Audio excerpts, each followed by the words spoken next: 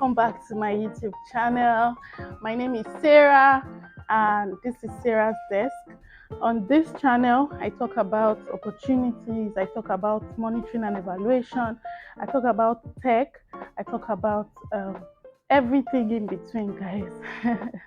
If this is your first time of coming across this channel, thank you for coming. Please do well to subscribe to my channel, like my video, share my video to people you know might be interested, and also comment on my video as well. And if you're an OG, thank you so much for always coming back. I appreciate you guys. I don't take the love for granted. Thank you so very much. Okay, so in today's video, I'm going to be talking about 5 tips or 5 ways that you can begin your career in monitoring and evaluation and succeed. Okay, so I'm basically going to be giving us these tips that would help you to be able to position yourself and give yourself a higher chance of being hired in monitoring and evaluation. Now, this video can also apply to every other field, all right, but I'm just going to focus on monitoring and evaluation since this is what I am all about right now. Okay, but you can actually apply these tips into every other sector and get results as well. All right, so without wasting much of your time, let's get straight into it. All right, so like I said earlier, we're going to be talking about 5 things that you can do to be able to position yourself into getting a higher chance of being shortlisted for an interview in monitoring and evaluation, or that can even help you to begin your career as a monitoring and evaluation person. If you see me looking down, I'm sorry, it's because I wrote it down so I don't forget, but I'll try as much as possible to memorize. All right, okay, so the first thing you need to do if you want to start a career in monitoring and evaluation is to volunteer your time.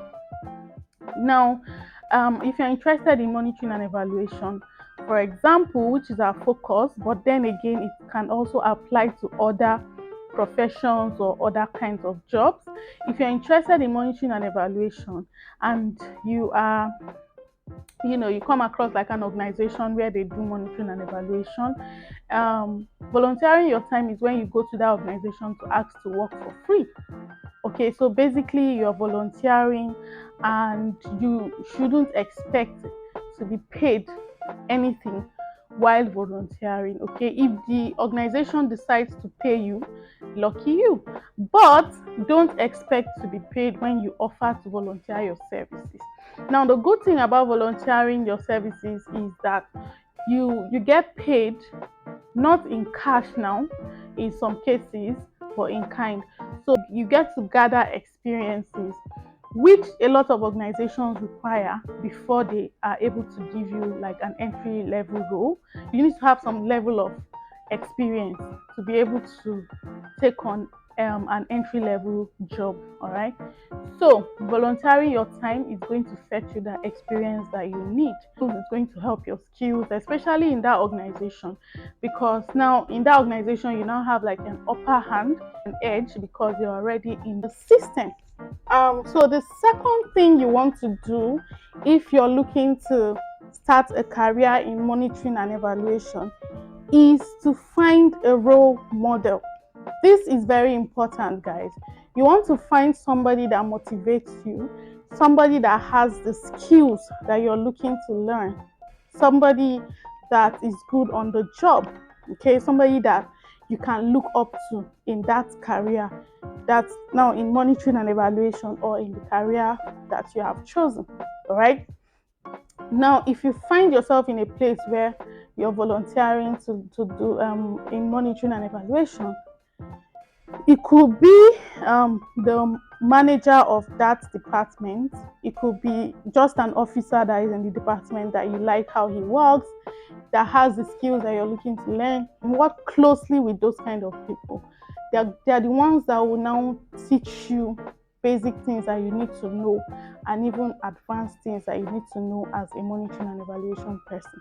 So you need to identify somebody that is like a role model to you, or somebody that motivates you, where somebody that when you come to them with your questions, they can easily answer your questions, somebody that can teach you the skills that you need to know on the job and all of that.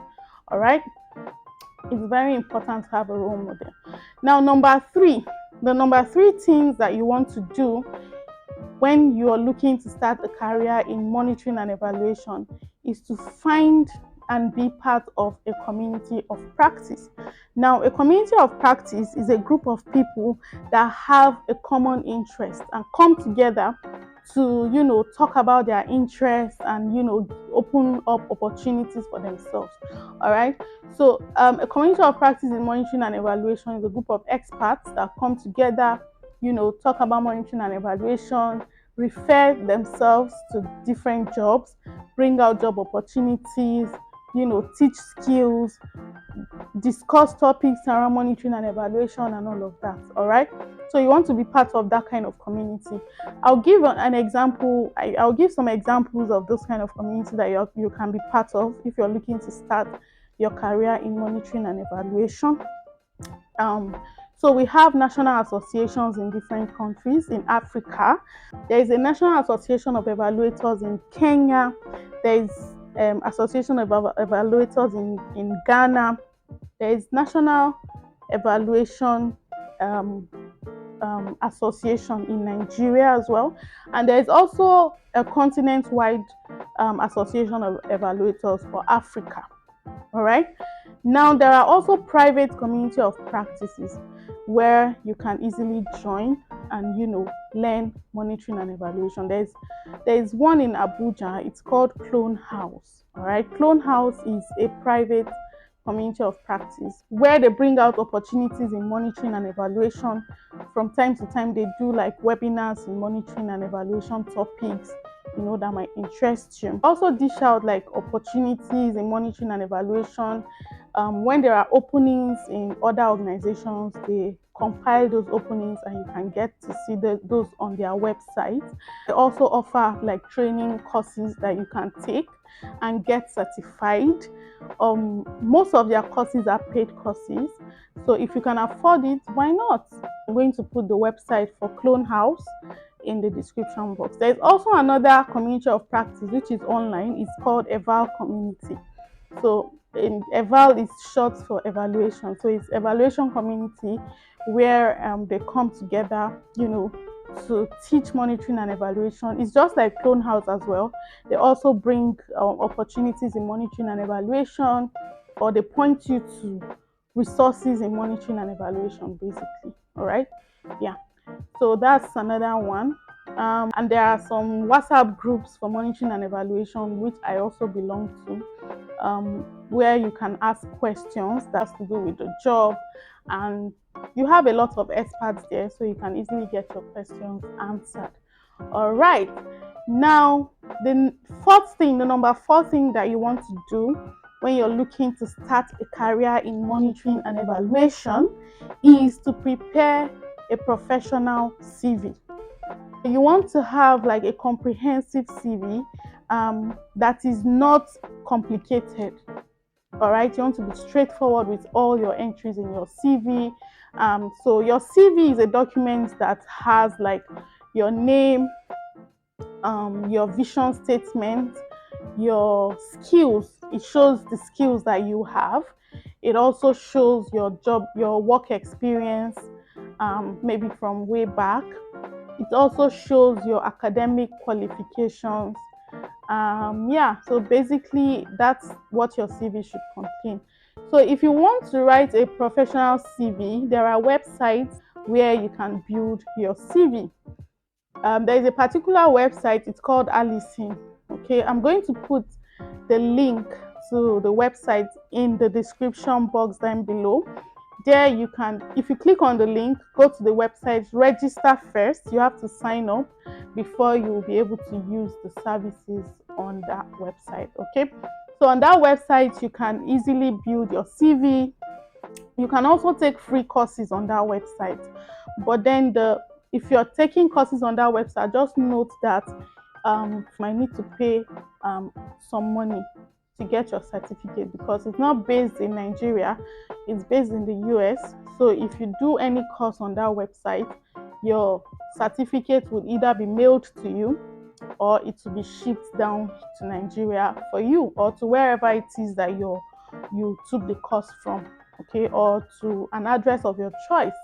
But then you have to pay some money, to get your original certificate. You can also get what they call like a sample certificate, which shows that you have completed the course. But then for you to get a certificate that you can present, you need to pay some money. All right, and you're only paying for the certificate. They are shipping it for you for free on Allison. So I'm going to put the link to Allison down below, so that you can easily use it to build your resume or your CV. So the number 5 thing that you want to do if you're looking to start a career in monitoring and evaluation, lastly, is to write a cover letter for yourself.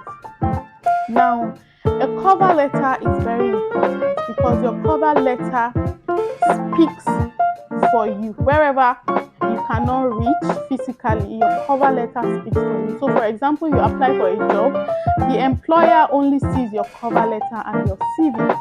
Okay, so the CV is usually like a highlight of what you've done, but the cover letter is more in-depth. You have to go more in-depth in your cover letter. You have to write in details what you've done, what you've been able to achieve in what you've done, also what you're currently doing, why you're doing it, all those kind of things, right?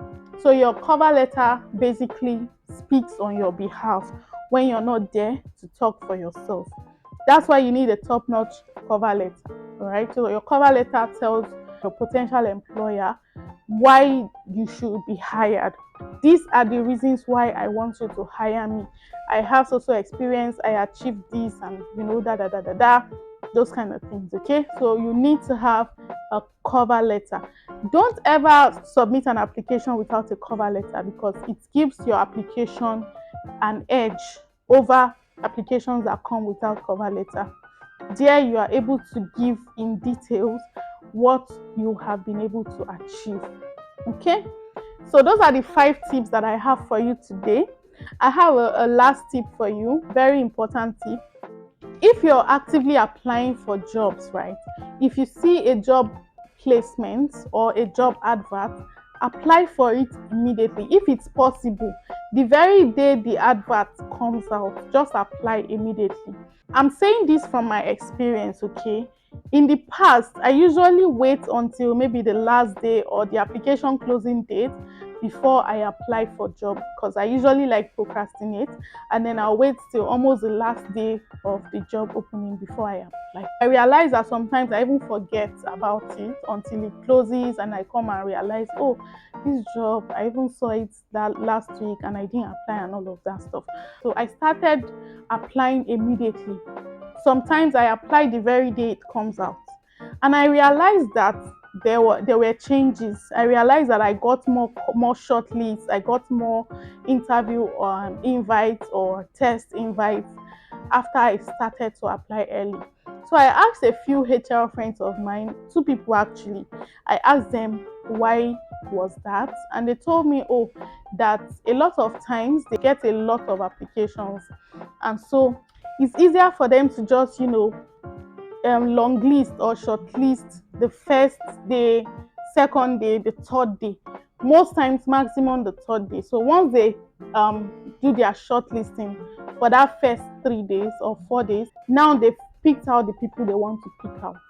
All right, they'll just look for the qualified people that applied in the first 2-3 days, and then they would just work with those.